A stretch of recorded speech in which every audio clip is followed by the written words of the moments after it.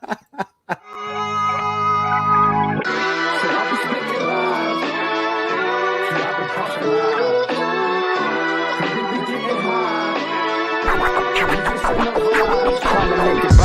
let a man breathe and just hush so my mind could just cease, so my mind don't erupt. At times I feel I can't get enough, but I sip a double cup and I spin a couple bucks.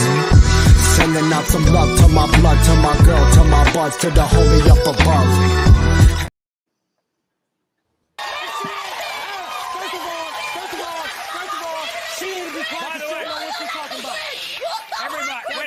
Wait a second. This has been a very serious drama, okay? Really? And Colin recognizes that. Right. Get the result. Get the result. Let's get this going. Let's get this going. Hey, yo, all y'all gonna feel crazy. Hey, yo, hold on. Hey, yo, this is what I want. Okay, when it comes to 2-year-old AJ, Colin, you are not...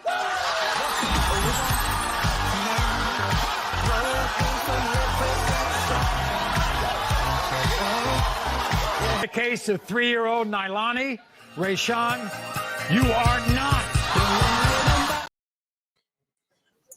There you go, folks. A little Maury Povich for you guys there. Woo, woo, woo, woo. And as you can see there, Mr. Jeff, my trusty co-host there, has the Wu-Tang Clan going on tonight, people, as you can see there. But yeah, get ourselves rocking out for this Hateful Eight review, people. Get a little Maury Povich in there for you guys. But as always, we have a great panel tonight for you guys to discuss the Hateful Eight. Of course, we have Mr. Jeff S., TrueKnowledge, my trusty co-host, like I said before.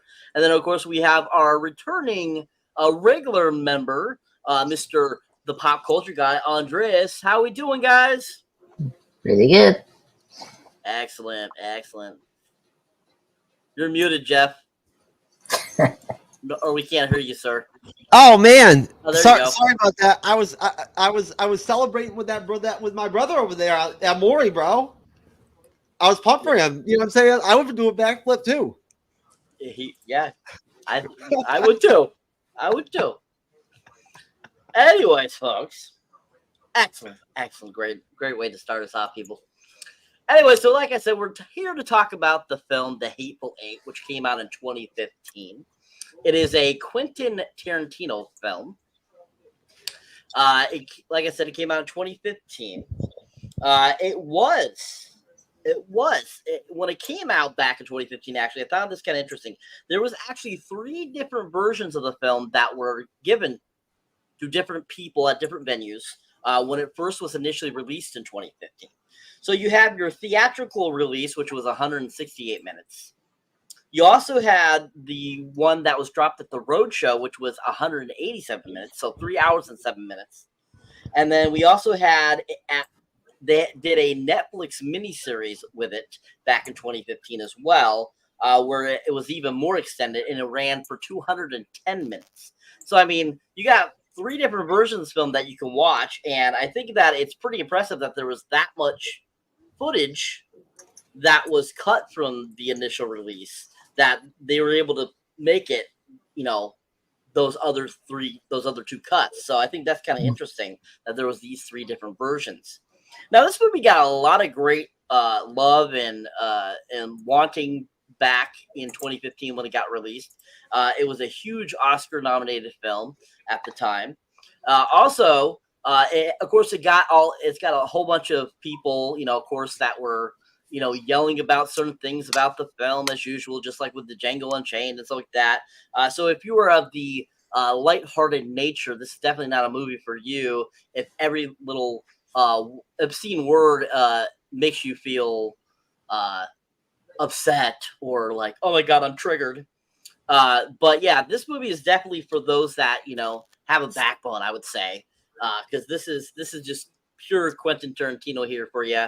I mean, of course, Quentin Tarantino, we go back, you know, from everything from, of course, Reservoir Dogs, Pulp Fiction, you know, to many of his films that he's made over the years. He's been a really great director. He's been a great writer, too, as well, and just made some really great films. So, you know, this was, I feel, no exception to that. So basically, this movie had a huge cast. I mean, huge, amazing cast of people. It's crazy how many people are in this film. I mean, between Samuel Jackson, we had Kurt Russell, Tim Roth, Bruce Dern, Michael Madsen, Walton Goggins. We had Damian Mancini. We had, of course, Jennifer Jason Leigh, who played one of the main characters as well. Channing Tatum was in it. I mean, a huge, huge cast that just blew it out of the water and just made such a great film, a great ensemble cast that just was so well iterated. Now, I feel at this time, I felt like Quentin Tarantino was really going through kind of like a Western stage when he was making his movies. Because if you think about it, I mean, it was just 3 years prior that we got to Django Unchained, and then he made this one. So there was kind of like that 5-year period there where he decided to make kind of some Western films. I mean, even Inglourious Bastards, if you think about it, was kind of, along that type of line of this type of film. Like it was supposed to be during a historic time of, back in, time and stuff like that. Whereas, that was during, Germany during, World War II. Whereas these were like right after the Civil War or right before the Civil War. That's what Django Unchained was supposed to be. Because this is supposed to take place in 1877. So this is supposed to be like 10, 12 years after the Civil War has ended. So I think that you kind of get a different eye for this film compared to Django Unchained, where, as that was kind of like slavery times versus where this is not. This is supposed to be after all the slaves have been freed.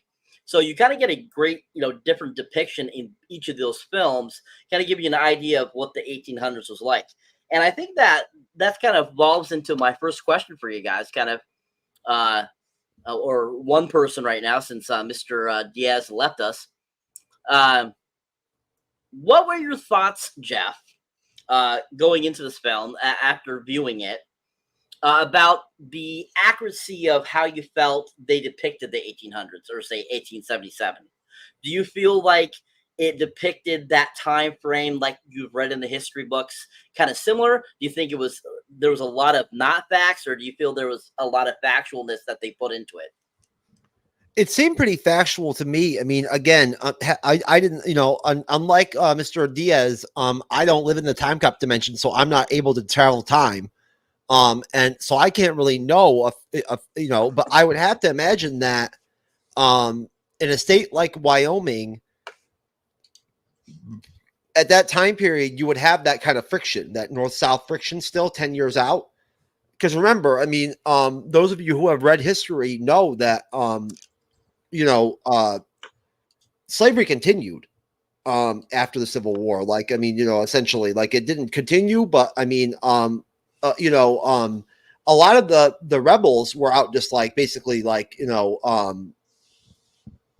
enter hunting, as Samuel L. puts it, so eloquently throughout the film. I like the coarse language, Cyber. You know how I feel about that. I think that part itself is that's authentic. I think the if anything, probably people probably talked worse than what I think Tarantino probably had to lighten it up script wise, because in all reality, it was probably worse, especially in a fictional reality where these characters exist. I would have spent a lot more racism, right? A lot more, like, what I mean? Like, and the bloodshed would be quicker. I don't think there would be all that patience. You know what I'm saying? Like, I mean, but I'll tell you what, when we'll get into it, but that scene where, is it Colonel Wallace, depicts and describes what he does to that Southern general's son is fucking out there, man. Like, holy fuck. Warren, Samuel L. Jackson's character's name's Warren. Well, yeah, I mean, he's the star of the movie, basically, right? Isn't he? Him and Kurt Russell are kind of like the main, I would say the main two, like main figures. And then you have Jennifer Jason Leigh's kind of like the co-star there. And then the others are kind of like supporting. And I love how so many of these characters are Tarantino writers, right? Like, I mean, you mentioned the cast already. and it looks like Andres is having some difficulties with his internet, folks. Just to be clear, he never likes to miss a show, but no, I felt like it seemed pretty authentic to me. Cyber, to answer your question, I feel like what Quarantino depicted, I think was within reasons of what he could do for the language and whatnot and everything, and the animosity. I thought that honestly one of the best highlights of the film was the whole South versus North crap. I'll go on with that later. Yeah, thank you. So Andre, as you were in the time cop dimension, the question was, how do you feel how accurate the depiction of the 1800s was in this film compared to, like, say, the Django Unchained? Do you think that they did a good job at getting pretty accurate of how it would have been in 1877s? Yeah. Yeah, pretty much great as Django Unchained. I mean, this is my first watching of the movie. I mean, the difference with this and the Django Unchained is the pacing of it. So like this is more like was it epic, like spaghetti western, like more traditional western than say Django Unchained, where that was more Tarantino's like depiction of what he thinks a western is in a very like fast paced kind of way. Here, this is like this is what you can see in the old days of western films, or like the the remake of True Grit from the Coen brothers. Like it's that. So everything is pretty much all like accurate depiction, minus like say the violence or like the language that people are saying. But it's just typical. Andres, would you agree that probably the language would have been worse in reality than what Tarantino was able to do? Yeah, if you think about it. Yep. So I mean, it's I mean, it's like it's not a big surprise. So, but I was very happy about the film. I mean, it's a good like slow psychological like cat and mouse kind of western film, which is pretty cool. So yeah, I think the 1800s wardrobe and then just the way it looks, it just looks like what it looked back in the day. So yeah, everything is top notch. I mean, Tarantino has the best people like working here. Like speaking of Walking Dead, like Greg Tarantino's working in this film, which is great. John Daskra, one of the big visual effects people from the Star Wars crew, is here. So like everyone is like in top form of making this like a accurate like western film. Just like the old days, like Clint Eastwood, like The Man with No Name and all that. So it's really good. Excellent. Thank you. All right.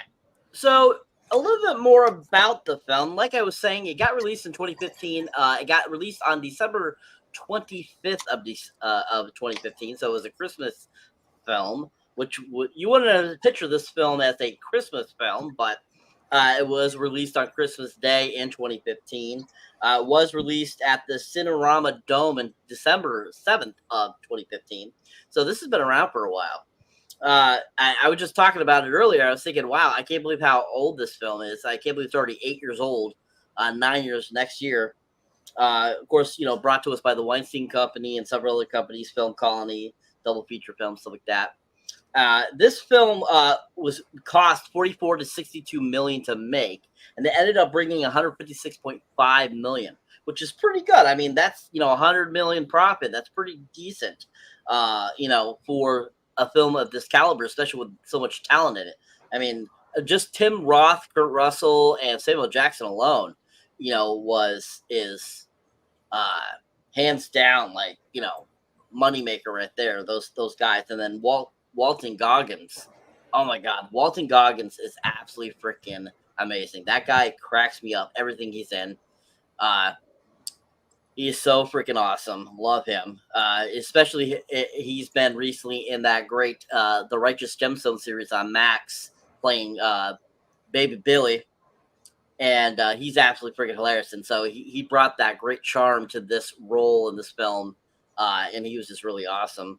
Zoe Bell, who was just showing there for a second, she's actually a stunt woman from New Zealand, and she's actually been in quite a few of Tarantino's films. She actually was the gal that we saw on the car in Death Proof that was holding on while the car was being all told around. That's actually her doing that. She actually does her own stunts. She was also in James Wan's Malignant film. She also did the stunts for that film, and she's just a really great stunt work artist. I love her. I think she's great, and she kicks butt. She's a really great female stunt person. She rocks, and I think anything I've seen her do, she's always done an amazing job. Basically like what Andreas was saying, yeah, there's lots of big names that helped work in this film. In cinematography, we had Robert Richardson, we had Fred Raskin, he was the editor of the film. But I think the big cheese that was on this film as one of the extra people was Ennio Morricone, who did the score for this film. He actually unfortunately passed away in 2020. He was 91, but he had a super long career, and he ended up taking home the Oscar for Best Original Score for this film. That's the only award this film won that year. But it was nominated for like 11 awards, which was pretty impressive for a action Western type of film like this. So I think that's pretty impressive. All right. So basically, the movie starts off pretty basic. We see Samuel Jackson. He's in the middle of the wilderness. He's got dead bodies behind him, and he ends up seeing a stagecoach approaching. He stops it, talks to the driver, and then the driver says that you got to talk to the guy inside if you want to ride. And basically, that's when we're introduced to Kurt Russell and Jennifer Jason Leigh's characters. And basically, they have a conversation where basically Kurt Russell is he's making sure he's making Samuel Jackson do everything he says to make sure that he's not going to try to steal his catch, his bounty, and stuff like that, because both of them being bounty hunters, he wants to make sure he gets this bounty because he worked really hard to get it. And basically, they end up coming to an agreement that he can get into the carriage. Basically, he ends up getting the carriage. They start making their way. They have conversations in the ride, and then all of a sudden they come across Walton Goggins, who supposedly is the new sheriff of the town that they're going to. And he, for some reason, he's stuck out in the wilderness for some odd reason. Nobody knows why. And he also asked for a ride too, to get back to the town that he's the new sheriff for. And he kind of explains a little bit of who he is. That his father was in the war and all this kind of stuff, and that that he used the militia to help fight the bad guys and stuff like that. And basically, eventually, Kurt Russell agrees to let him come in too as well. They end up making their way, and end up basically, making it to the getaway where they were trying to get to, the little shack that is, in the middle of nowhere because they have a blizzard coming in and they don't want to get stuck in that blizzard. And so, yeah, basically that whole beginning sequence there, is it in a nutshell. So I guess my next question for you guys would be, do you feel in that intro, that beginning sequence, do you feel they gave enough information to understand these characters right off the bat? Do you think it was too fast? Do you think that it gave you a lot of great information? Do you think that basically kind of just what were your thoughts on that beginning intro, getting to know these characters as well? Starting with you, Andres. Sure. Yeah, first though, we need to bring up the music by Technica. Like, he's the big legendary Western composer, and I was very happy he won the Oscar for this, because the reason that he joined this project, if anyone doesn't know, is that I think he worked with Tarantino in Django Unchained, right? If I remember correctly, or something like that. Or he criticized Django Unchained, not having classical, orchestra music that you usually have in movies, But Tarantino's movies don't do that. They usually have like that, but it's mostly, licensed music that Tarantino uses to convey, what's going on with the scenes and all that. So it's really cool this composer was able to do that for Tarantino. And this is his only score for Tarantino. And right in the back. Oh, really? No, No, Django, right? he did 6. He did 6 of Tarantino's films. Okay. Thank you, because I know he did some of them. But at the end of the day, this was like Tarantino wanted him to completely do like completely orchestra score, which you can totally see that in the film. There's like few like licensed music compared to like Django Unchained. So so it's really nice. The introduction with the characters is like funny and just like it's very like how you say like very Tarantino, like just like detail and like thought provoking of like the characters taking their time and be careful because they don't trust each other, like sort of thing, when you see with crime movies and all that. Like it's that type of like introduction of the characters, like especially with Samuel L. Jackson. Like despite Samuel's character, and Kurt Russell's character know each other as they talked about throughout the film. When we get into it, the first act, Kurt Russell doesn't trust him because he doesn't know he's there to steal his bounty, and like he has these 3 bodies, and he's telling him that that is his 3 bunnies that he's trying to collect the reward, but you don't know that's a setup. So like already, like you're getting this like cat and mouse already before the big one in the films, 3-hour run, whatever, so it's like whatever right about is like okay, I get what Tarantino wants to do in this film, and oh my god, Walter Goggins, great actor. This is probably my favorite role of his.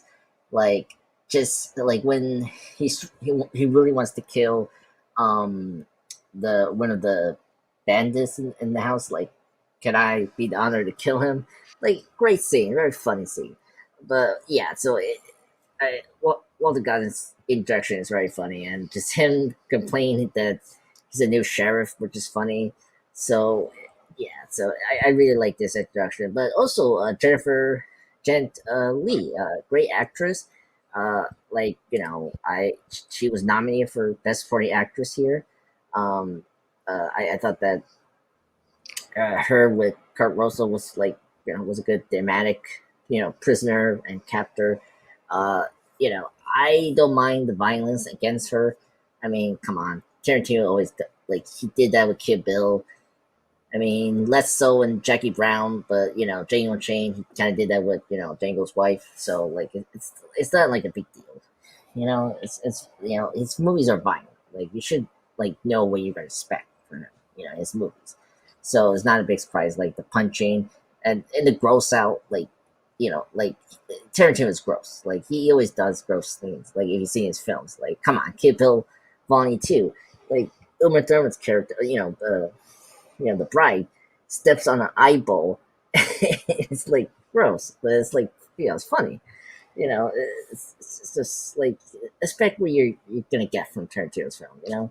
And I like it. It's like showing me right away. It's like it's gonna be violent, funny, and just out Tarantino. So yeah. So overall, this opening was really great.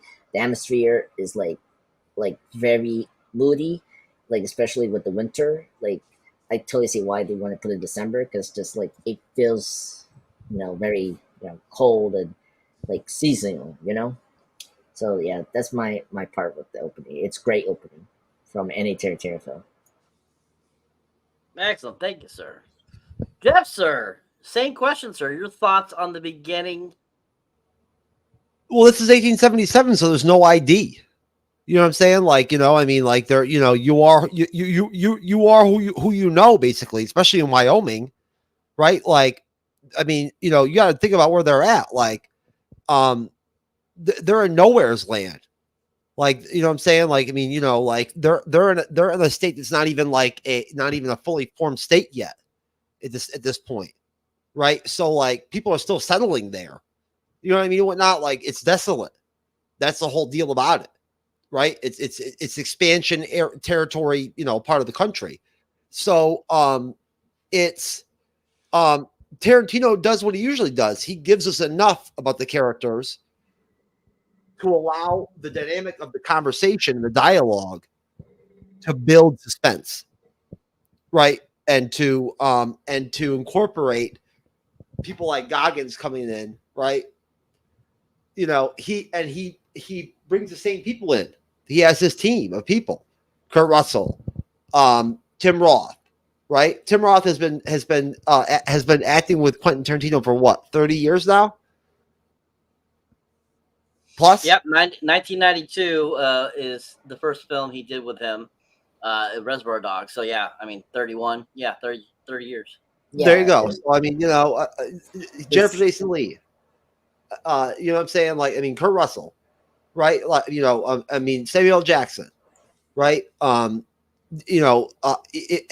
it seems like everybody that he adds, every time he adds a new wrinkle, like a new actor or actress or whatever to the fold, they fit right in to his mold of film. You know what I'm saying? Like they fit right into the characters that the woman that did the casting on this film did a great job. And I think she always does. I don't know to what degree Quentin has. I'm sure he probably has a lot of give and take with this person. You know what I'm saying? I doubt that she makes the final calls on who plays who. Maybe she does. I don't know. All I know is that she did a great job. Just like all his films are always well cast. And obviously there's a reason why all these really talented actors and actresses want to work with him. Look at this. This film is fucking. It's an ensemble piece, right? Michael Madsen, right? He's done 30 years worth of films for Tarantino. So like, you don't need much from these characters. You don't need much, but like a name, Mr. Pink, Mr. Blue, right? Like you don't need much. Through the exchanges, the dialogues between the characters, you flush out who the characters are. That's Quentin Tarantino.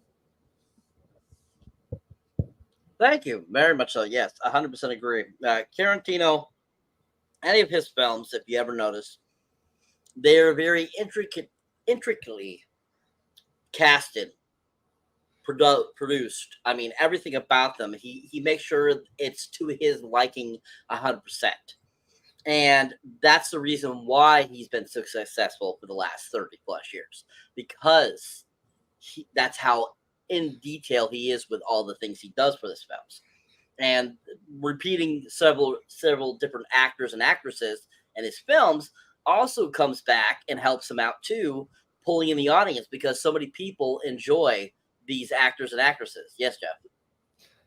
And some of these actors and actresses don't even need to act. Sometimes they don't. Like Kurt Russell picks and chooses what roles he wants to take at this point in his career. You know that. Andres, you know that. He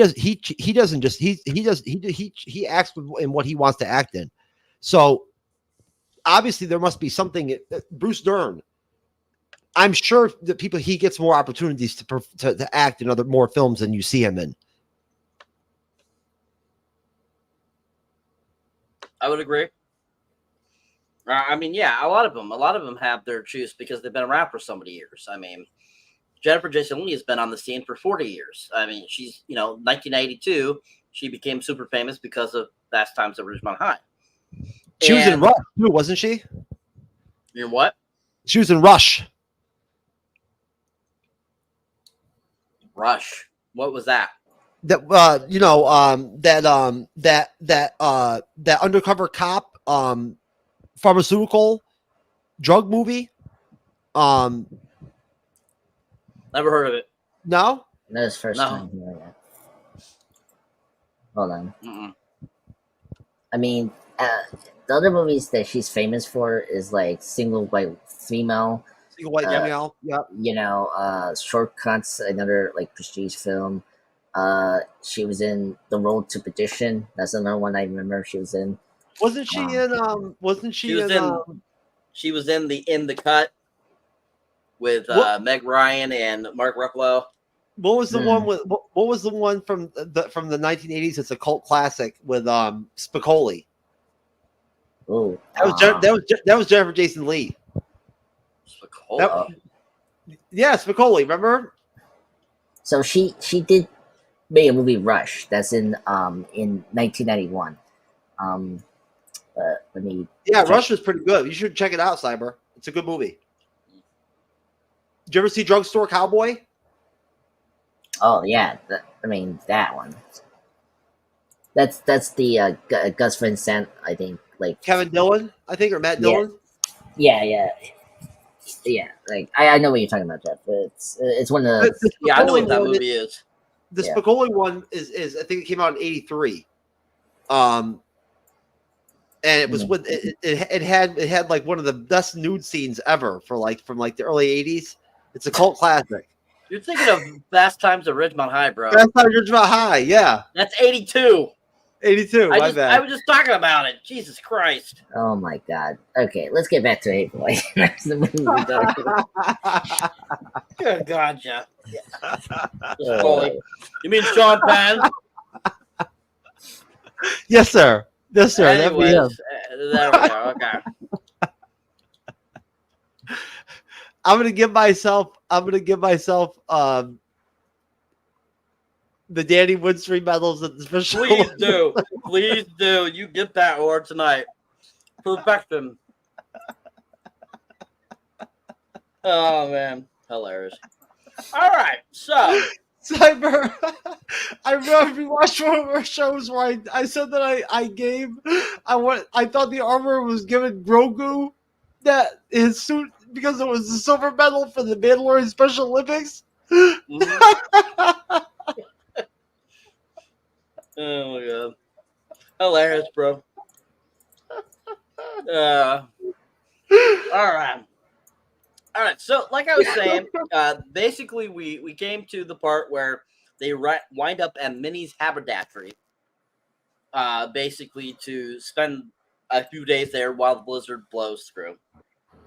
They get there. They're introduced to a character named Bob, who is a Mexican character, and who is played by Damien.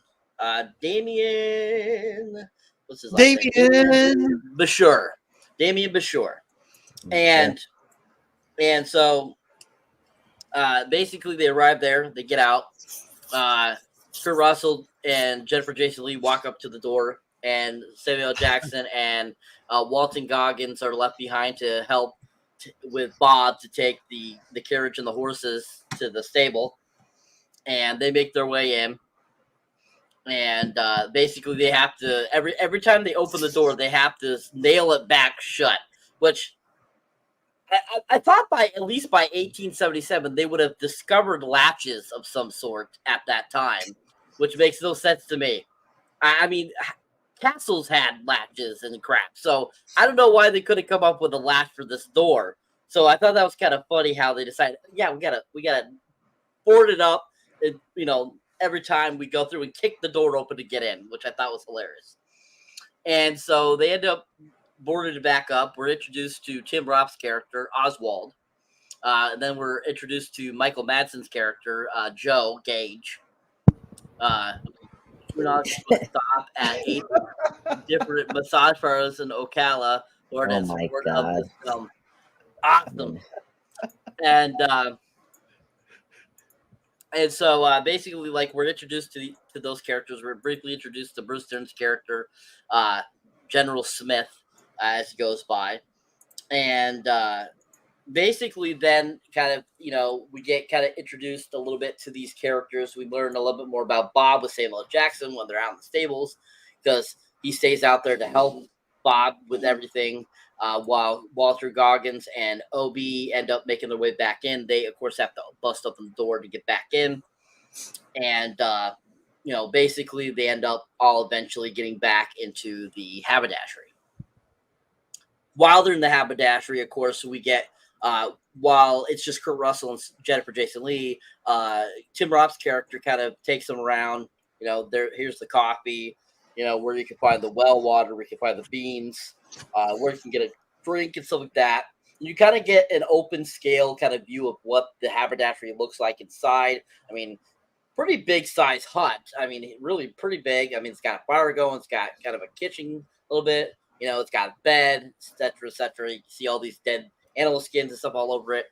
And you know, it's your kind of your basic cabin for the late 1800s, or even today. I mean, you could probably go find some people's cabins that look kind of like this still. You know, with all their kills on the walls and stuff like that. And so basically, you know, after everyone gets back in, you know, basically all start kind of having small talk, and at one point, you know, Walton Goggins figures out who Bruce Dern's character is, and he's like infatuated with him, and goes over and sits down and talks with him, and learns, you know, a whole bunch of things about them, and they talk about his father and that kind of stuff. We have kind of like conversations going in between everyone. Of course, we have, you know, Kurt Russell doing his thing where he's like making sure who everyone is, because he's got to spend the night with them. So he's got to make sure he knows who they are, so that, you know, in case something goes wrong, he knows what to do. You know, that's kind of where we get a little bit more introduced to, you know, Joe's character, Michael Madsen's character. You know, he says that he's basically there to go to outside of the city that they're going to see his mother for Christmas and stuff like that.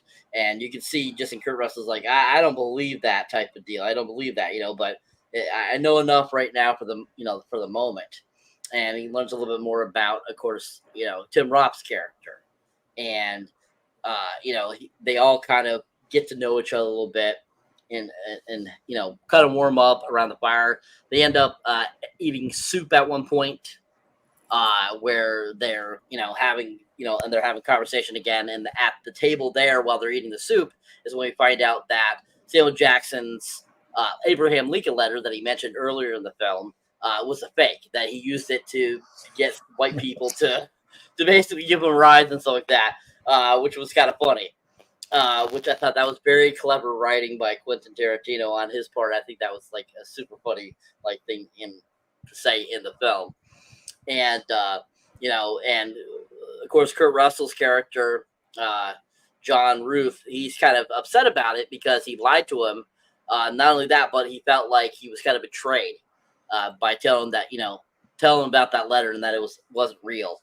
And so, you know, Kurt Russell has kind of hard time trusting people, and that kind of just made him very mistrusty about him. And they kind of have words and stuff like that, and kind of back and forth a little bit and stuff like that. And you know, of course, throughout this whole thing, Jennifer Jason Leigh's character, she like is following Kurt Russell around this whole time because she's chained to him and stuff like that. But at certain points, like, she'll start yelling something like "gotta close the door" and all this kind of stuff, which was pretty funny. And you know, starts laughing at certain situations. And this is where we come into where Andres was talking about earlier, where she gets hit and beat and stuff like that, and all that kind of stuff. And she gets the soup floating in her face and stuff like that. You're just kind of like cracking up, like, wow, like, man, those were the days, you know. And and you're just kind of like, wow, we can't do that today, damn. But anyways, you know, it definitely shows you how different the times were back in the 1800s. Yeah. And so, you know, we kind of get that all going on. And basically, you know, next thing we know, you know, basically Kurt Russell's getting ready to go to bed. And he wants to make sure that he's super safe by taking everyone's guns away from him. And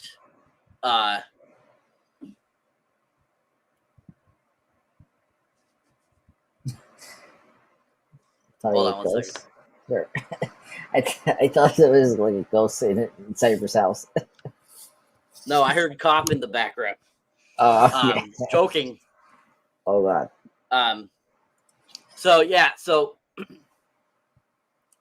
basically, he decides he's going to go and he's going to confiscate everyone's guns to make himself feel safer. And so he goes over, of course, to Michael Madsen, gets his gun from him, gets his gun from Tim Roth, basically puts him in a bucket, disassembles him, and tells his concierge guy, the stagecoach guy, OB, to go take it out to the crapper and dump it down the well. And And so so Obi goes out there, and he ends up coming back. It's like, I'm never going out there again. Excuse me. Never going out there again and stuff like that. And he's like, it basically comes in. He takes down the bear skin rug and puts it around himself and gets it right in front of the fire. And of course, Walton Goggins comes over like, Obi, are you okay? He's like, yeah, I'll be fine. I just gotta warm up. And that, I think that was one of my favorite scenes in the movie. That was just like great dialogue there. I mean, pretty much anything with Walton Goggins was absolutely hilarious. And stuff like that. So we'll stop right there. And so, what were you guys' thoughts, kind of like, on all of that conversation that went on, kind of like in that section of the film, getting introduced to these other characters a little bit, getting to know them a little more? What did you think about the authenticity of that cabin? What did you think about the look? What did you think about like how they portrayed it? I think that it was interesting that if you notice throughout the whole entire film, I mean, you can't go pretty much a scene without seeing their breath at some point. So showing how cold one of those old houses would be back in that time and so forth. And kind of what were your thoughts on kind of like Michael Madsen's character, Tim Robb's character? Did you like them? Did you expect them to be, evil? Did you expect them to be there for another agenda? Just kind of your overall thoughts on that and kind of what I just said.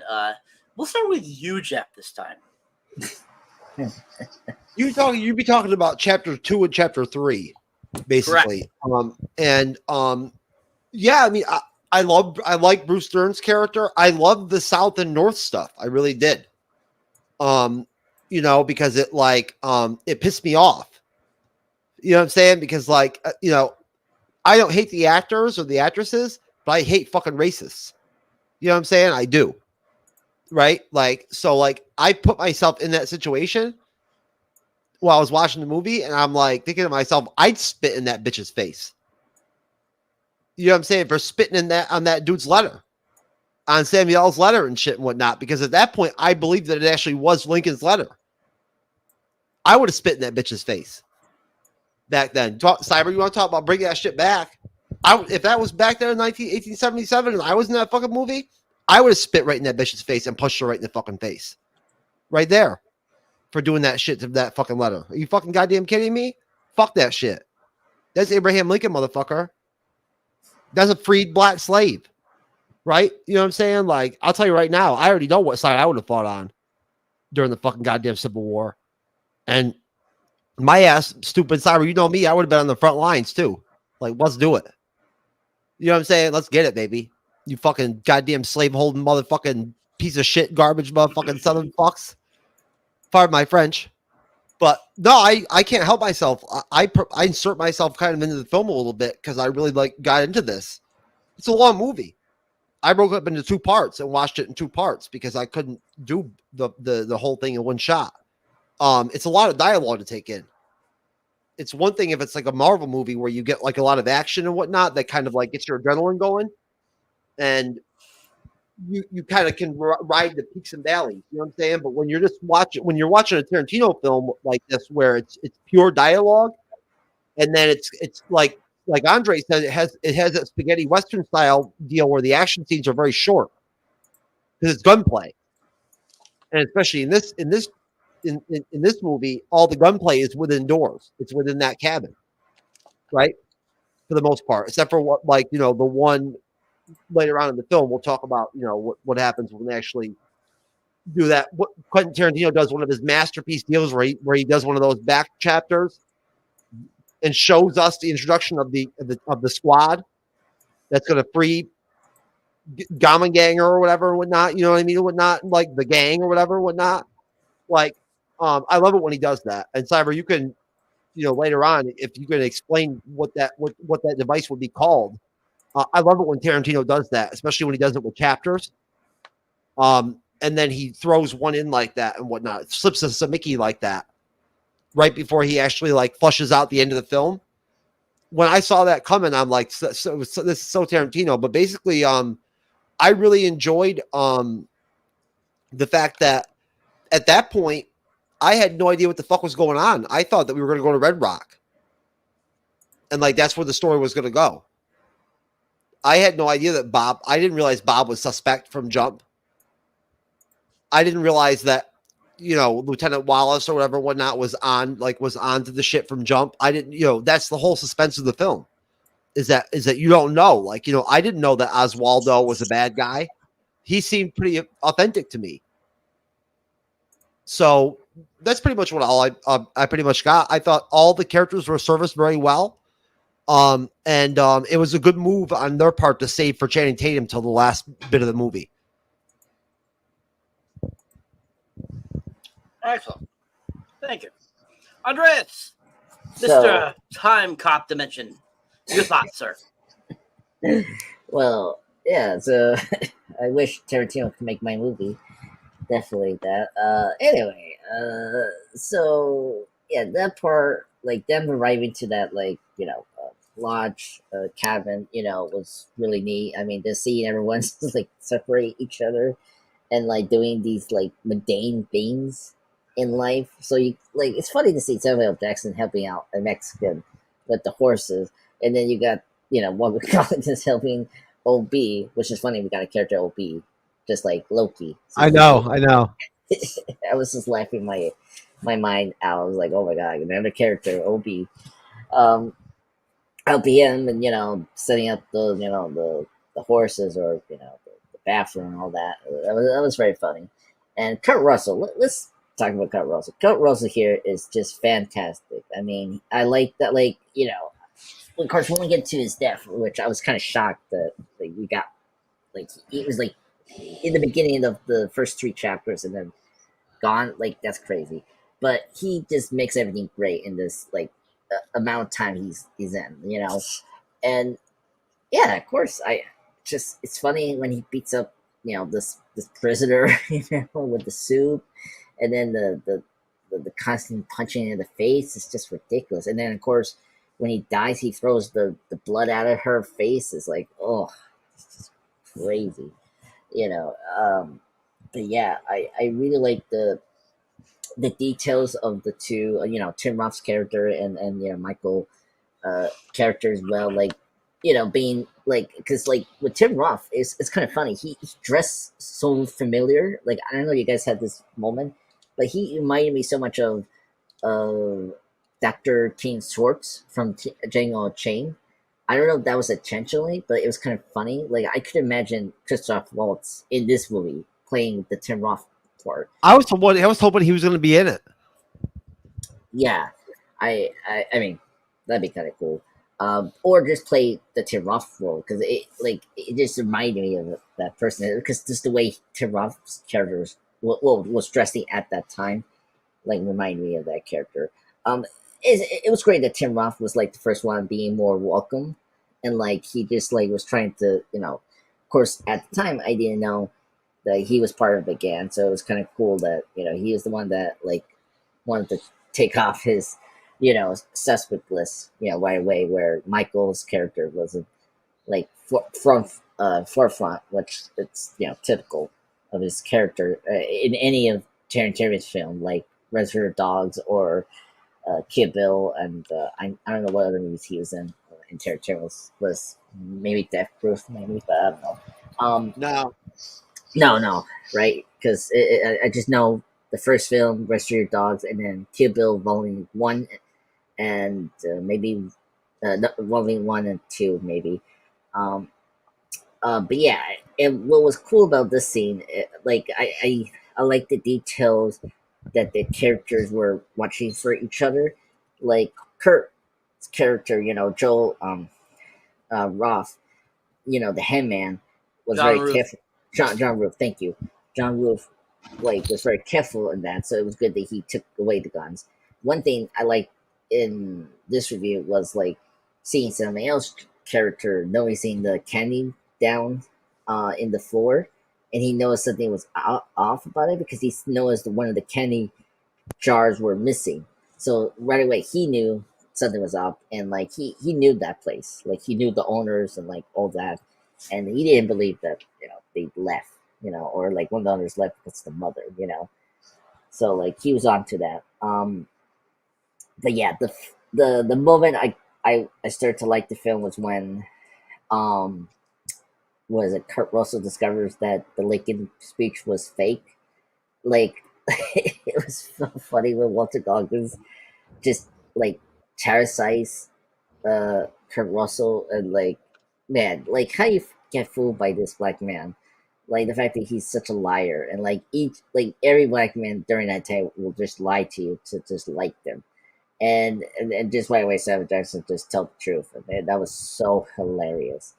That was really great. And I think this sequence was just a great way to get into the film because this is very different from certain Tarantino films. Like this movie is completely the opposite from Django Unchained. So don't expect right away. Like you're gonna get some Tarantino-ism in the film, but like you're not gonna get like bam, bam, bam, like violence, like over like Django Unchained or Inglourious Basterds. Like this was like slow, like pace, but not in a bad way. Like everything is about character, character development and characters talking to each other. Like outsmarting them like each other because they don't trust each other. So that's the kind of movie you're going to get. But when we get to the scene where Samuel Jackson is talking to the general, Bruce Dern's character, that was the moment I actually really loved the film as a Western film. But we'll get to that later. But yeah, overall, I love the scenes. Excellent, thank you. So to kind of give us a break, we're going to play the trailer for you so you can see what we're talking about here, folks. And then after we watch that, we'll get back into the review for you guys. So here you go, people. When Jeff's ready, we will show it.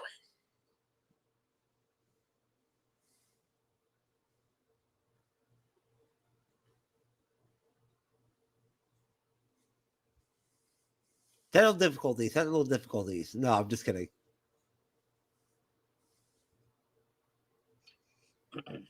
Wouldn't be a first. Would not be the second. Not be the third or 100th time on the MCU's Bleeding Edge. Technical difficulty, folks. I know Jeff Threesome's not it. No, that's not it. No. No, that can't be it. No. It's called the Hateful Eight, sir. It starts with an H. And that's not how a horse starts either.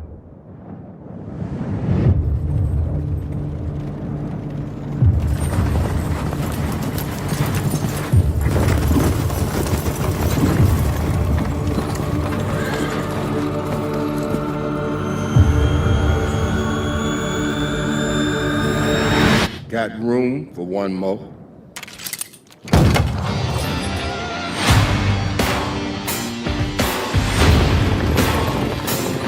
Love that song. They call him the hangman. When the handbill says dead or alive, the rest of us just shoot you in the back, come up on top of perch somewhere and bring you in dead over saddle.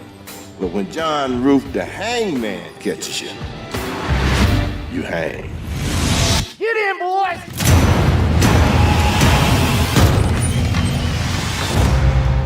This here is Daisy Domergue. She's wanted dead or alive for murder. When that sun comes out, I'm taking this woman to Hear that hell. face? Is there anybody here committed to stopping me from doing that? Well, well, well. Looks like Minnie's haberdashery is about to get cozy for the next few days. Yes, it does.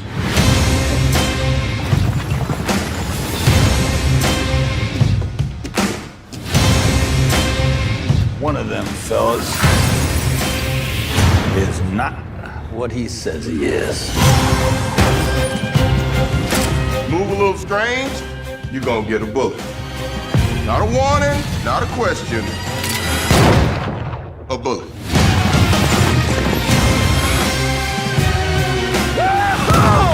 Now we're talking!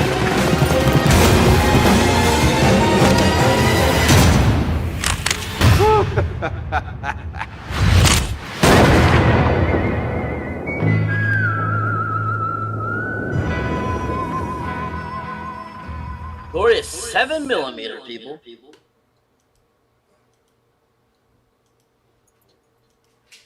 Excellent, sir. Thank you. Great trailer. Love that trailer. I think it's fantastic. Really well done. The fact that this was shot in 70mm it made a big difference, I think. It definitely gave it that spaghetti western feel. Most definitely, I feel. Especially because that's usually what they were filming. You know, a lot of those 60s and 70s westerns back in their time are usually in that filming process. And I just thought, you know, this trailer really give you a good example of what the movie was going to be about with not showing too much. So I really appreciated that too. What was everyone else's thoughts on the trailer, Andres? Sure. I mean, yeah, I agree with you, Saber. It didn't spoil too much of it. Plus, like you're not gonna expect some of the characters that were gonna survive towards the end. Like, I was so shocked that like Walter Guns wasn't part of the gang that they were trying to rescue. You know, the prisoner. So I was like kind of shocked that in the trailer he could have been easily one of them. So, but yeah, the score was great, and yeah. Shooting in 7mm does make a difference with this film. Like, it looks totally different from Django Unchained, the movie we saw previously for a Tarantino film. It just gives it that very like authentic spaghetti western kind of film back in the day, and it's so glorious. Like, especially when films are good in the snow, it's like it feels real and it doesn't feel fake like certain films, So I really appreciate that. So yeah, great trailer. I mean, Tarantino's trailers are amazing. They're awesome. Like, they know what to do most of the time than some movies. Your thoughts, Jeff? It's a great trailer. I mean, the music is fucking great. Talk about some fucking killer music, man. Holy fuck. No wonder if the guy that did the score had anything to do with that trailer music, then no wonder he won a fucking Academy Award for that shit. You know what I'm saying? Like, I mean, seriously. But no, I mean, it conveys what it can convey, because you can't convey the violence of the film and whatnot and everything, and you can't convey because let's be honest here, violence can be humorous. It can be. You know what I'm saying? Like, and it doesn't have to be humorous in like a campy way, like Chucky, right? Andres, it can be like Kurt Russell beating the shit out of that chick, because she is an asshole. She turns out to be a complete asshole at the end of the film. Like, she's a piece of shit. So, like, in a way, like, I don't really blame him for beating up on her. I mean, would I do it? Back then, probably, yeah, I would. Nowadays, would I do it? No, I wouldn't do it now, because we're civilized now. You know what I'm saying? Now we beat them chicks up in a different way, right? So there you go. Yeah, folks, we don't condone domestic abuse at all. So don't take what Jeff's saying. It's just really bizarre. What you're saying, Jeff. I get what you're saying, Jeff. What, the time out dimension? Y'all don't beat chicks up? I do. No, our universe is peaceful for the most part in the future, but you're coming from... There's no BDSM? Yeah, I'm not going to answer that. If you're going to be silly and not professional. I'm just joking, folks. I'm just joking.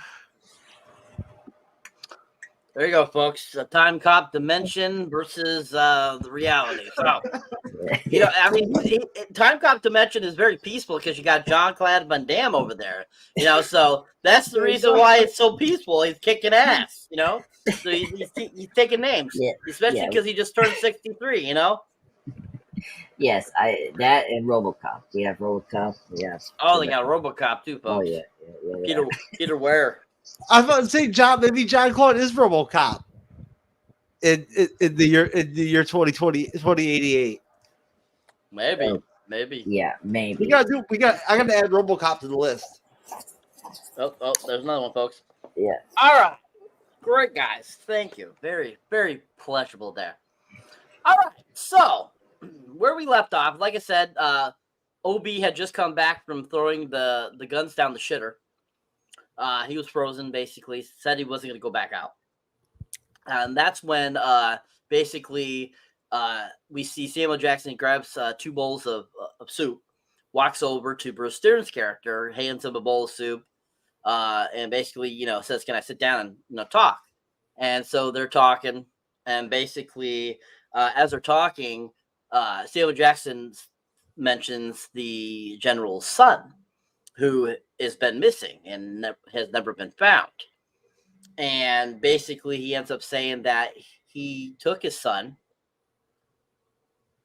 butt-ass naked, made him walk through the snow, then ended up making him give him oral sex, which was hilarious. I don't know why they decided to include that, but yeah, that was just kind of crazy. And basically ends up killing him out in the middle of nowhere. And, basically that gets Bruce Stern all ruffled up. He ends up jumping up and grabbing his gun, and basically Samuel Jackson kills him. So that was kind of our big first fatality in the film, is Bruce Stern gets taken out. And so basically everyone's kind of like, what the hell just happened kind of deal thing going on. And some of them are more like, like Kurt Russell kind of could care less that what just happened and stuff like that. He just go with the flow. And the other people are kind of like, what the hell? Like, what's going on? Well, Kurt Russell doesn't like him anyway because he's a Yankee. Yeah, that's true. Yeah. And so basically, we have that shootout happen, which Andres has mentioned earlier. And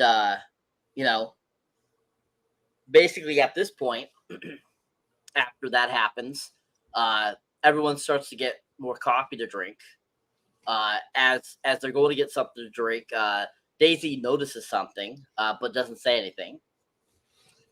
So basically, Kurt Russell starts drinking his coffee.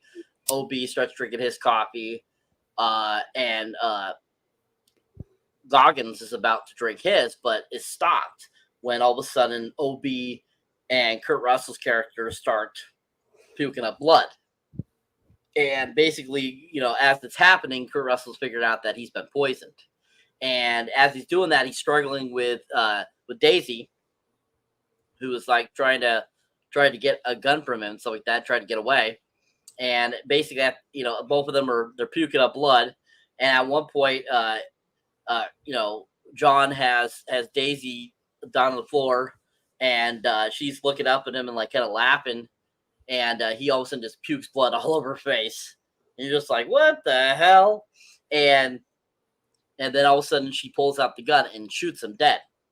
And over on the other side, OB has died from the poison. And so then Walter Goggins, he's about to drink it and sees what's happening, and like throws it down. And like he's like, what the hell's going on? And everyone else is like, what the hell's going on? And so basically then it ends up becoming like a kind of a standoff. And basically we have them trying to get down to the truth of it. And so basically Daisy, Gage, Oswald are kind of suspected of it. Walton Goggins is thinking it's Gage that poisoned it. And basically at one point, while they're trying to go on what's going on, all of a sudden out of nowhere, Tim Roth pulls the guns out, shoots Walt Goggins, and then Walt Goggins shoots Tim Roth. And then basically they're all kind of they're shooting at each other, and then all of a sudden out of nowhere this door in the floor pops up, and Samuel Jackson gets shot in the nards. And so then it goes to black, and it ends there. And then that's when we get into the final chapter, which is chapter 5. of the film. So before we get into chapter 5, we get this great twist, this great back end story, and the end of the film. What was everyone's thoughts of that shootout and like what happens there in that whole sequence? The being poisoned, the killing of Bruce Dern's character, the shooting that just all of a sudden happened out of nowhere, and all this kind of stuff. What were you guys' thoughts on that section of the film? What did you think about the story of Samuel Jackson, that he gave about killing the general's son? What did you think about, the fighting, the action in that sequence, and how well it was constructed and all that kind of stuff? Starting with you, Jeff. I loved it. I absolutely loved it. I thought the poisoning, and then having the narrator come in and narrate and slow everything down and narrate over top all of a sudden and say and get our attention as in the audience and say, so during this whole thing, someone poisoned the coffee, but nobody knows it but Daisy Doppelganger or whatever, whatnot, right? That was great. That was a really cool swing. That part right there. I really enjoyed that. The projectile vomiting of the blood and shit whatnot caught me off guard. I didn't expect it. Like, I knew that we had poison involved now at this point, but I wasn't sure what to expect. I mean, I was in the mid flow of the film. I haven't watched it the first time. So I'm like, oh man, Kurt Russell, fuck. You know what I'm saying? Like, I'm loving you, John Ruth in the film. Like, I don't want you to die. Like, fuck, man. It's too early. We still got an hour and 20 minutes of the movie left, and you're already going to be out. Like, fuck, like Andre said, like, shit, man. Like, I hate losing this character this early in the film. You know what I mean? Like, but still though, I love the story that Samuel L. I loved it. His revelry of telling it and whatnot, and everything, and like all the laughing during the violence, like when John Ruth is projectile vomiting blood on the doppelganger chick, she's laughing the whole time. She's laughing. Doppelganger, whatever the fuck. Just call her Daisy. Just call her Daisy. Fucking Daisy, whatever the fuck. She's laughing the whole fucking time. She's fucking crazy. It's obvious she's fucking nuts. There's a reason why she's getting hung. They didn't hang people back then for no reason. You know what I'm saying? Like, I mean, there was a lot less. I'll tell you right now, there was a lot less. There's always been corruption in bureaucracy and government and whatnot and everything. And whenever there's been any form of it, but frontier justice is dope as far as I'm concerned. And so, like, the minute John Ruth got taken out, I wanted that bitch to die. You know what I'm saying? Like, I'm like, I'm glad. I was happy that Bruce Dern got shot. I thought that the Samuel character set him up, to shoot him. And all this goes down in less than a day, or in like a day, basically. This whole story occurs in less than in one day. I don't even think nighttime hits. Does it? I'm not even sure. That's what's so cool about this film, is it's so contained. Like, these chapters are so tight, right? And as far as the action scene goes, it was really. I mean, I didn't really understand it until they showed the chapter later on where we get the reversal of fortune and we find out that they had the guns planted and whatnot and everything. I didn't even realize that those guys were armed. So I didn't even know what the fuck was even going on when Channing Tatum came out of the basement and shot Wallace in the nuts. I didn't know what the hell was happening. And that's pretty much it. I mean, I was pretty much just like miffed. Like, at the point that, like, that we go over to the sheriff, right? And he's already been shot, right? And they stop at him. I'm just like lost. I'm like, okay, what the fuck what happened? Excellent. Thank you, sir. Andreas, your thoughts, sir, on that sequence? Yeah, so, I mean, all right, so something else Samuel Jackson's character, Major Mark Gresses Warren, right? Like he's my favorite character that Samuel Jackson played. I mean, Samuel Jackson is a great actor. Sometimes he does phone in, but for money, which is great. I mean, come on, Deep Blue Sea, Snakes on a Plane, awesome movies. He did that because of money, but also he did it. He commits to it. But when he has a good script and has a great performance, like you know, you can tell that this is his best role. And the Hateful Eight, it's no difference. Just like Django Unchained there, which I like his performance there. It's really great. Here is no difference. This is a great role, and just him, like, first off, because the story he tells to Bruce Dern's character, the general, about the son, you don't know that it's true. So you don't know this is actually a lie he's telling. So just like to piss off this general because he's from the South and all that. So I really dug that we don't know that. Like that's really great storytelling from Tarantino. But I laughed so hard when he tells him that he was his son was performing oral sex, and he was just laughing. I was like, what is this going on here? It like that was where I fell in love with this movie. Just the absurdity of the violence, the cruel humor. It's just like, oh my god, this is so funny. It was just like pitch perfect. And then when Bruce Dern like grabbed the gun, like just the skinny way, it was awesome. Like it was just a great editing way of him dying, which is cool. Yeah, and then of course the coffee poison was really cool. I actually like the narrator. I don't know who narrates this film. It sounds familiar, but I don't know.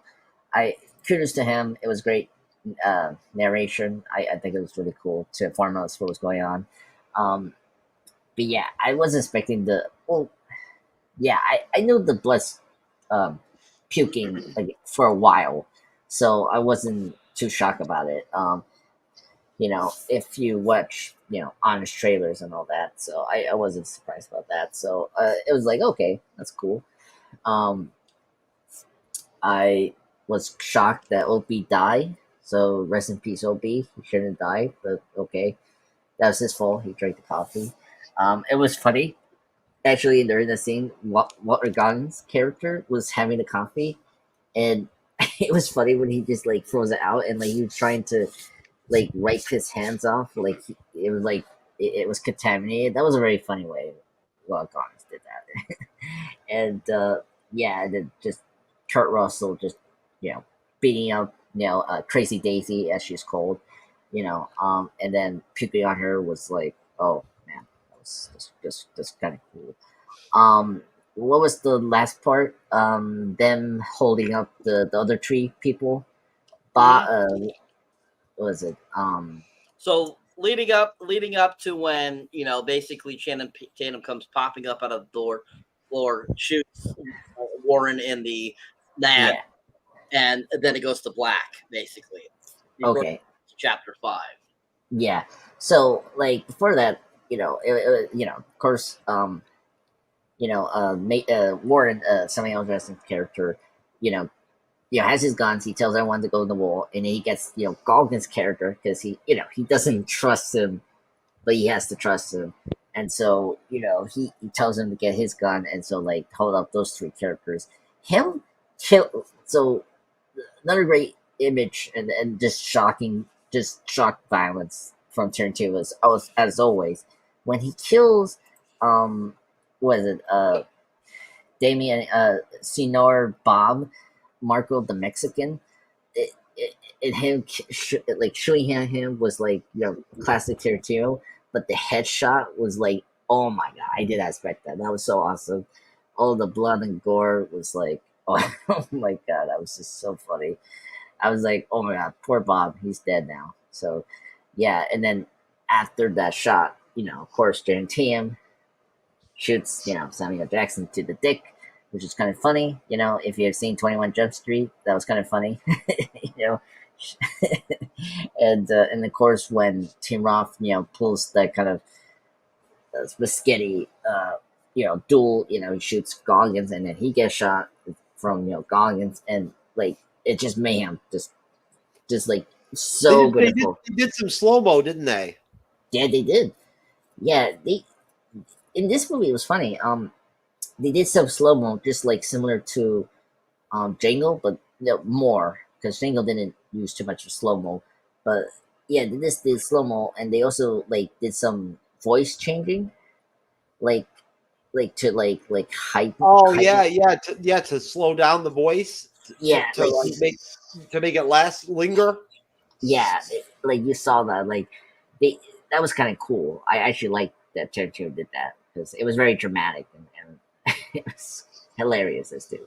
So yeah, I really like those touches. So yeah, so before we go to the the what was it, the chapter 4 or whatever the chapter was, I think it would be 5. yeah, chapter 5, right? It, this sequence was awesome. I really love it. Rest in peace, Senor Bob, who was my favorite. Yeah, so yeah, great sequence. I'm excited to talk about the chapter 5. Excellent. Thank you, sir. All right. So we're on to the final chapter, folks, of this amazing movie. So like I was saying, this movie clocks in at 2 hours and 55 minutes. And is just it doesn't feel like it. I mean, it goes by so quickly. It's just so well paced.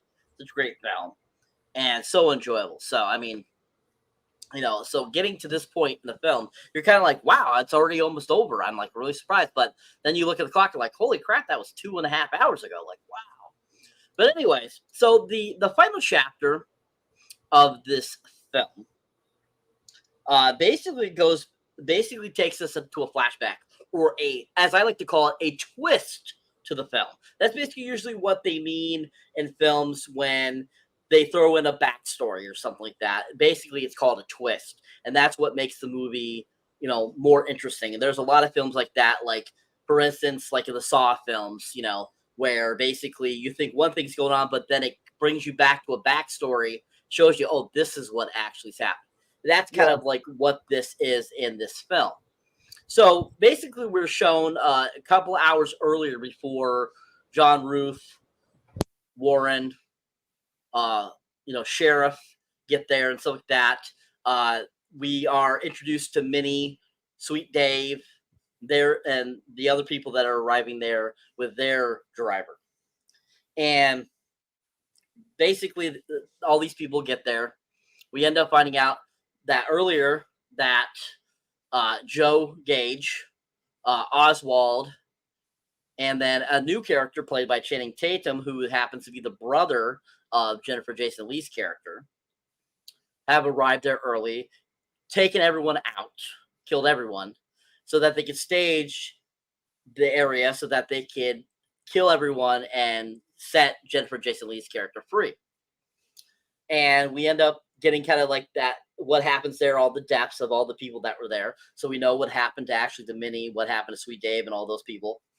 Of course, we have that great scene with Zoe Bell that I said earlier about. That was a great stunt work woman. And she does a great job. I love her in that scene. I think she does a fantastic job. And basically, they end up taking everyone out, fixing it all up. They end up leaving Bruce Dern to live and say, if you do this, we won't kill you. Okay, I'll do that. And so to make it look more authentic. And so basically they end up getting all set, and then the other people arrive, Samuel Jackson's character, Bruce, all the other people, and then we get back to present time. So basically they gave you kind of that backstory of how these people ended up there. So we get back to present time, everyone's shot and hurt. Tim Roth got shot in the stomach. Walt Goggins got shot in the leg. Of course, poor Samuel Jackson lost his junk, which is absolutely hilarious because after that story about the general's, son that's perfect revenge. And so they're all hurting. Samuel Jackson's laying in the bed. Walt Goggins sitting next to him. They both have guns, but nobody else does. Michael Madsen somehow, for some reason, is not shot or hurt at all by this point still, which is amazing. Tim Roth sitting over in a chair, basically dying. Jennifer Jason Leigh is still attached to dead Kurt Russell's character. And basically she tries to bargain with Walton Goggins, saying, we're a part of a group called the Blah Blah Gang. And we got 15 other people at the county waiting for us, and they're supposed to come check to see if we aren't back, and that they would just kill you all anyways, and that you make a deal with us and we'll let you live because you haven't done anything yet, And so basically they kind of go through a scenario of what could happen, and they're all talking back and forth and stuff like that. And, Jennifer Jason Leigh's trying to get Walt Goggins to agree with them, and Walt Goggins kind of he's kind of egging on to kind of get more information. And so as that, Samuel Jackson's throwing out words and stuff like that, saying shit. And at one point he ends up shooting Tim Roth again, and he gets shot in the leg. He falls over out of the chair. Joe Gage, he sits down at a table, and we see underneath the table that there's a gun, and he plans on probably using that gun. And so as they're talking more, Joe Gage goes to grab the gun to shoot at them. Walt Goggins shoots him. Samuel Jackson shoots him, and he's dead. And then, of course, Daisy starts, keeps saying, I can still do things. You can still get away with this. You can still be fine. All this kind of stuff. All you got to do is kill that man. And so they keep, saying you got to kill Warren. You got to kill Warren. And Walt Goggins kind of looking back at Samuel Jackson, back at her, asking questions. And basically gets to a point where Samuel Jackson ends up shooting Daisy in the foot. It's like, what the hell? Something like that. And basically, too, don't forget about when they figure out that Channing Tatum's down in the basement. They have him throw out his guns, and they have him pop up, and Warren shoots him and blows his head off. And it's just like that was so quick too of a roll. I was like, what the hell? And the explosion all over Jennifer Jason Leigh's face was absolutely hilarious. Whose brains just splatter like that from a regular gun like that, which cracked me up. And I thought it was absolutely hilarious. But then Samuel Jackson's about to shoot Daisy in the head, but is out of bullets. And he keeps trying and realizes he's out of bullets. Like, oh, shit. And basically, Walt Goggins stands up for a second and be like, I'm okay here. And all of a sudden he falls over. And so then Daisy takes the opportunity to get the gun. And so she ends up chopping off Kurt Russell's arm to get away from the body so she can get the gun. She tries to get the gun, ends up not getting it. And Walt Goggins comes to again and shoots her. So after that, basically, we go back to them. They're both sitting by the bed, and they've hung her up. We're like, we're gonna do our justice, because basically they both agreed nobody's gonna live here. We're all gonna die. We're all been shot, stuff like that.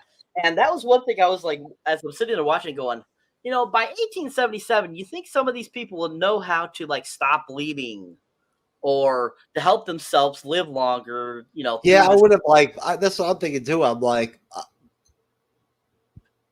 There's things you could have done to help you guys, and so I just don't get why you did it. But anyway, so they're they pull her up by a noose, and they're like, we're gonna do our execution right here, and this will be my first and last because I'm gonna die, type of deal. And they basically hung her up, and she's there struggling, and then all of a sudden dies. And basically then it just pans to them, shows them they're still kind of alive, and Walt Goggins is like, can I see that letter from Abraham Lincoln? Well, he gives it to him, and he starts reading, and it pans out black, and that's the end of the film. All right, guys. This movie is by far probably one of my all-time favorite Quentin Tarantino films. I absolutely love this film. I think it's by far my favorite, simply the fact that the action in it, the ensemble cast and the whole look of it. I just absolutely loved everything about it. And so I think, like, if I had to, say like what my all-time favorite Quentin Tarantino film was, this would probably be number one for me. So, thoughts on the end of the film? Thoughts on the climactic deaths? Her being hung, them killing Michael Madsen's character, Tim Roth kind of finally coming to his wounds, Channing Tatum's death. Your thoughts on the whole ending inclusion and how it ends. Like, did that ending like kind of blow your mind? Did that ending kind of like, what the hell? Like, why wasn't there more? And like we were just talking about a second ago, what did you think about them not being able to figure out how to kind of stop the bleeding and help themselves and stuff like that? Starting with you, Andres. Sure. No, I like everything from there. I mean, with the flashback chapter 5, I thought that was really neat to like see the setup and of Crazy Daisy's brother and the four men like were with him. With the Roth and Senior Bob and Michael as well. So that was like really neat, and seeing the regular actors that Tarantino has worked, like Zoe Bell's like character, the six horse lady, and the other black lady was from Django Unchained, if you recognize her, the owner of the cabin. I like very particularly detailed, like just stage well, like just setting everything right for you to know the deaths, and it's just them taking over the cabin was so neat. It was so great, especially with the music during that time. It was really great. Yeah, and then after jumping from back from the flat, like going back to the present, it was funny to see like Goggins and Samuel Jackson just being wooded down. Of course Jackson being shot by the dick, and Goggins shot by the leg. It's very funny because Goggins got shot by the last movie, Django Unchained. So it's funny to Sam was a guy shot. That's poetic justice. But that's funny because Sam, from Django Unchained got shot his leg too. So it's funny that Tarantino reversed that. That's really neat. Sort of like what happened with the Casino. Like when Joe Pesci got killed by Frank. He gets killed by bats. Because his character from Goodfellas is called Bats, so it's very funny. Poetic justice, in a weird way. But yeah, it's funny that I agree with you that Michael Mason, Madsen, right? Like, didn't get like wounded at all until that moment where he pulls the gun, he gets shot. Like that's it, he's dead. Like I was like, man, you were smart until that moment. It's like, come on, dude. And then G&T, I was shocked that G&T was in this movie. Honestly, like I was like, where is he? Like, oh yeah, he's the brother, and like bam, he just got shot just like Wallace from Pulp Fiction, like and the whole blood sweat out of his sister, Crazy Daisy, was like so like over the top, like, but it's like funny, because her reaction. So so then after that, I understood the ending. I liked the ending. I didn't mind it. Like it makes sense. Like how they gonna survive if they don't have proper medication and medicine? Like they didn't have time to look in the cabinet where's the medicine or whatnot to like heal their wounds. I mean, especially Samuel Jackson got shot in the dick. So I don't know what was gonna happen with that. I thought that was poetic that they killed Crazy Daisy. Well, from a groin shot, you die. Back then, you bleed to death. You would that on that one, Cyber, on a groin shot, there's no way you'd be able to stop that bleeding without a doctor. Back in 1877, you die. Yeah, I agree. So like I think it makes sense that they couldn't have survived that like that, especially Jackson and Dawn's characters. They got shot pretty badly. Yeah, so first time, this is my first time seeing this movie. I haven't had a chance to see it, so it was really fun to see it. I definitely will put a high in my Tarantino list. But I would probably put it five. And 5 4. I had to see some of the other Tarantino films. Like between like Death Proof and Kill Bill, but it's up there. I think this was one of Tarantino's top films.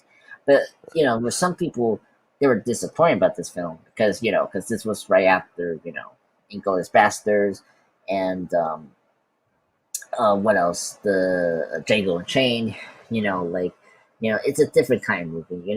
It has all the boxing of a Tarantino film, but it just goes in a different direction. It has a different, they have a different agenda of what they want to do in as a Western film. So I appreciate that. And plus, at the time, Tarantino wasn't going to make this movie because of the leak. So, and it had a different ending, like the one we got here. So I'm happy that he made the choice to make this film. So, yeah. So I think it's a great top tier Tarantino film. I mean, he's still great.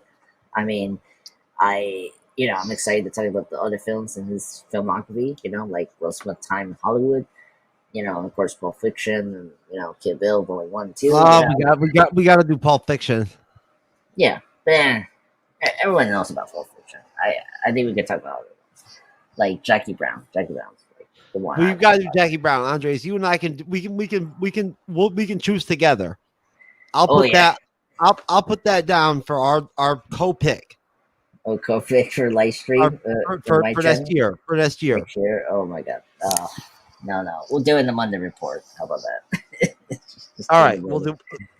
I'll talk to Cyber about it. Yeah. Anyway, but yeah. So, other things. Yeah, great film. I love it. It's a great film. I think the ending was great. I was so happy that they brought back the Lincoln gag because I was just like curious what that letter say, and I was so happy that Goggins had a chance to read it, and that made me so happy. And like he said, it was very, what was it like, complimenting its detail of how like it sounded like a letter from Abraham Lincoln. So yes, so I really enjoyed this movie, and I highly recommend everyone to watch it. Excellent. Thank you, sir. Jeff, your thoughts on the finale of the film, sir? I love how Goggins' character gets a redemption arc with his own racism by the end.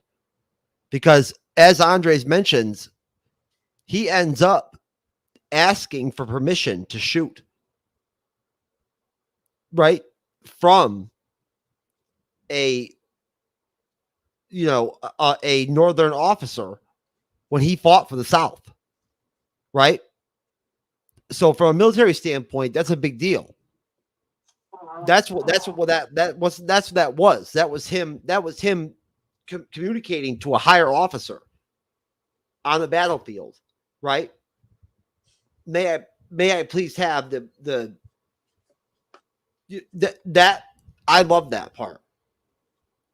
That is a deliberate move made by Tarantino to service his character evolving, even at that time period, 1977, and becoming less racist by the end of the movie. Even after hearing the story of the dick-sucking white cock, or black cock in the bloody mouth shit and everything and whatnot, right? And then he dies with him, right? And wants to read the letter, reads it out loud. And even cracks a joke at the end. What else can I say? I mean, it's an outstanding film, Cyber. It's an outstanding film. We did miss Spider-Man Homecoming. Holy fuck! How did we miss that shit? No shit. Because we were too scattered-brained and we're like doing too many things at the same time while we were doing them. So that's all right. Well, that's the next one we'll do. we got there you go, folks. We're doing Spider-Man Homecoming. What I guess what when we get this is one of the worst ones ever of dragging the private chat into the show. I always joke about doing it, and here I am doing it, and I'm like brain farting while I'm doing it. So there you go. Anyways, folks, no, but Cyber, great film, great pick. Thank you for exposing it to me, brother. I really enjoyed it. I genuinely did. It was a genuine treasure of a film to watch. And the ending was the twist was a great twist. It really was. Hey, Channing Tatum can act, man. Like Channing Tatum can act. Like he can act. Like anybody who doesn't think that he can act. Just, I mean, that twist was great. It really, that pivot was so solid and so firm that I love the way that this movie was paced. I love how Tarantino laid this out. And Cyber, if this is tops of your list, hats off to you. Honestly, it's been so long since I've watched most of the Quentin Tarantino films that we're gonna have to review them, and then we'll go from there. But I'm dropping a solid 10 out of 10 on this bitch. Awesome. Andres, what number would you give it, sir? I will. Oh, this is tough because I just saw it for the first time. It's kind of difficult. Yeah, I'll give it like a 9 out of 10. I think it's great. It's just personally for me. There's other like rusty films I liked and other Tarantino films I liked, so it's gonna be tough for me. But it's a perfect pitch movie. I mean, it's really great. So it's a deep movie. I agree. No, stop, please. No, cause no. I will watch this over the Eternals. Like this was a way better movie. Like at least they actually have like way more like imagery that makes sense and like action that would make sense. And then the characters I care more about this movie than Eternals. So how dare you, Jeff? The fucking show me that close You're right. picture. So You know what, Andres, you're a smart man. Every time Andres uses the F-bomb, our analytics go up. No, I'm just kidding. Yeah. Actually, yeah. I want this movie to be more noticeable for people because I know a lot of people kind of put this in the low list. It's not. I think it's a top tier Tarantino film. So Great film. Yeah, so it's a 9 out of 10 for me, and I think people should see this. This is a great film. It's really a great Western film that if you don't like, the gun shooting or, like the, like Django Unchained way, this is a good movie that's the opposite, which is great. It's about characters, dialogue, the like, the twists, turns, sort of like Memento or like Dark City, something like that. But it'd be another conversation, though, right, Cyber? This film wouldn't fly back in the Eastwood days.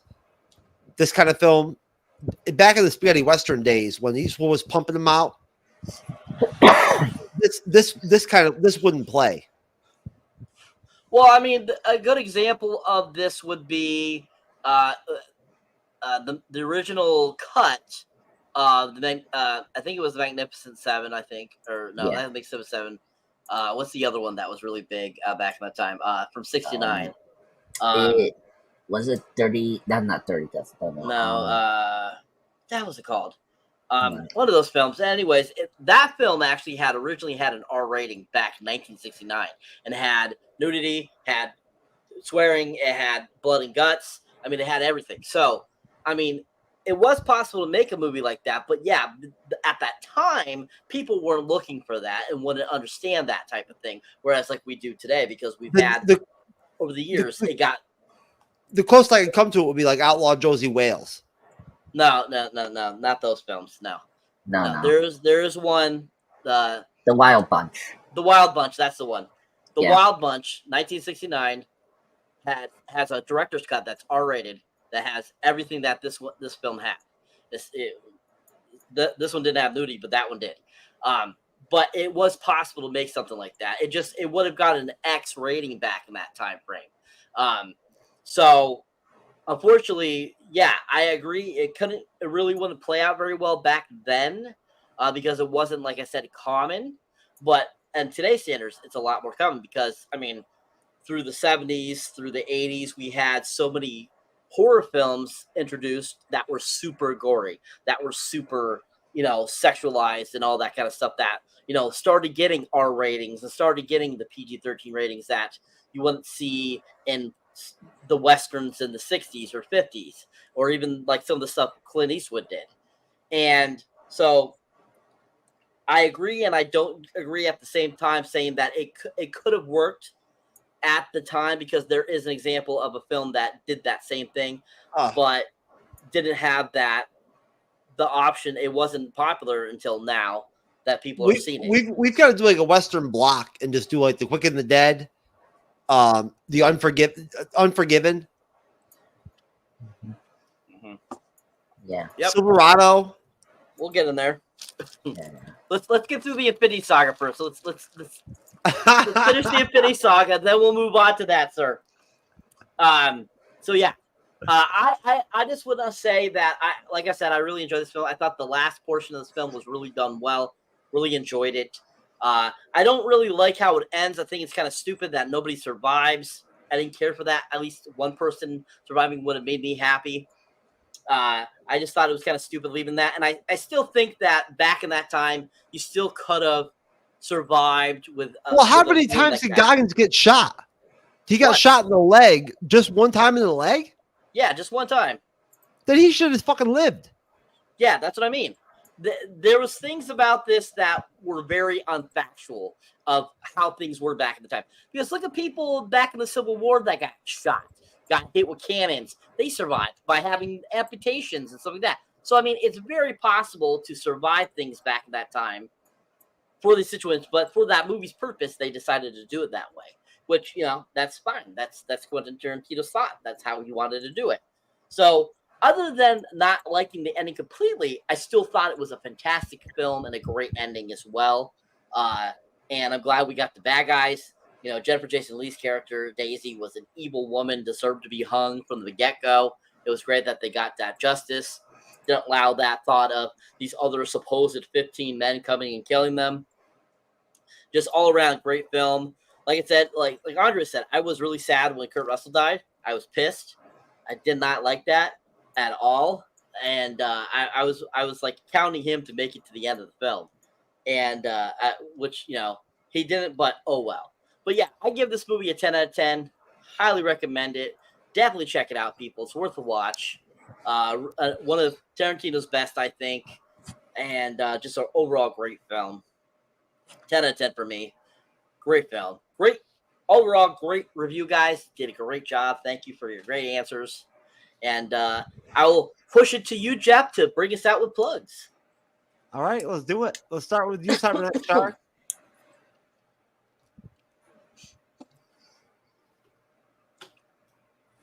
So, hovering up the 702 mark, people. So, 298 away again from that magic 1,000 mark. We are 2 months away from the beginning of the new year, so it'd be nice if I could get that 200 plus in the next 2 months. As you can see there, I put up my most recent trailer reaction there of Aquaman and the Lost Kingdom. So definitely check that out if you haven't. Like I said, I've been putting up horror mini reviews this month for the month of October. As you can see there, my most recent, of course, is Casper, Sleepy Hollow, Willy's Wonderland, Murder Size, which, by the way, is the most freaking badass movie ever. Came out this year, 2023. It's on Tubi. Gotta watch it. It is so freaking amazing. The acting's not the greatest, but the movie itself is just so much fun. You gotta see it. Hands down, even better than that Totally Killer that came out on Amazon Prime a couple weeks ago. Movie is absolutely freaking hilarious. Oh, Cyber, what do you think of the creator? We're not talking about the creator right this second. I'm talking about Murder Size. All right, I'm sorry. You are interrupting my monologue, sir. How dare you? Anyways, Oh, The Creator, I love The Creator. I thought that movie was fucking amazing. Yeah, it was fucking Loved great. Gareth Edwards is an amazing director. I knew it was going to be good even just from seeing the previews. The CGI in that film was unprecedentedly amazing. I couldn't believe how lifelike those androids looked. It was freaking amazing. Great movie. If you haven't seen The Creator, definitely check it out. Also, check out my review of it too. There you go. Yeah, let's get me up to that 1,000 mark. And Mr. Andres, we want to hit that 1,000 mark, people, by the end of the year. We're gonna make it happen, baby. It's coming down. It's getting down to it. Okay. All right, let's get this started. All right, thank you everyone for joining me, Cyber and Jeff, for this review on Hateful Eight. So I'm up to 827 subscribers for the Andreas Pop Culture Channel Presents. So yeah, so recently, yesterday, I posted my top 6 favorite Two-Face designs. Check that out. Today, after this review, you're gonna see my Bride of Chucky movie tribute, because this year's the 25th anniversary. It came out in October 16th, 1998.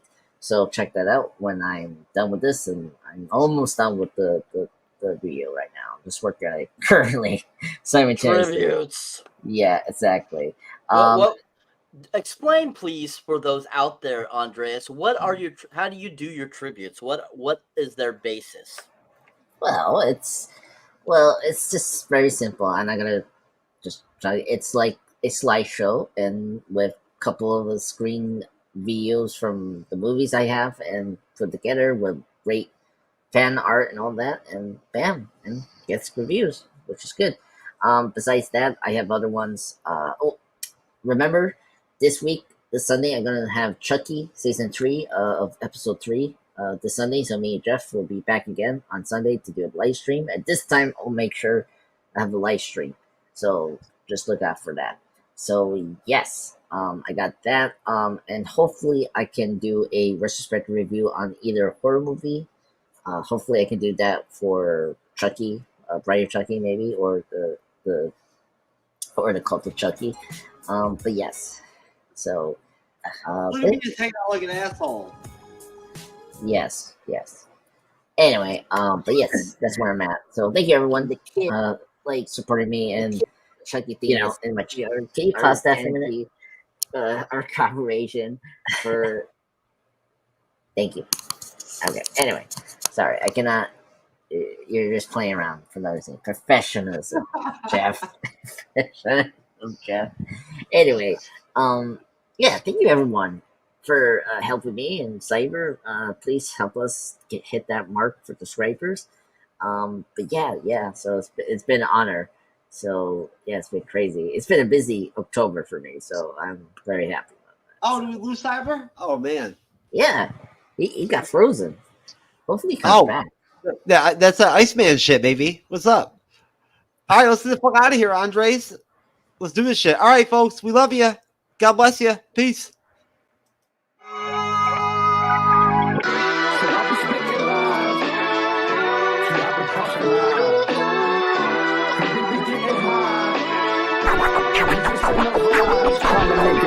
Just let a man breathe and just hush so my mind could just see, so my mind don't erupt. At times I feel I can't get enough, but I sip a double cup and I spin a couple bucks.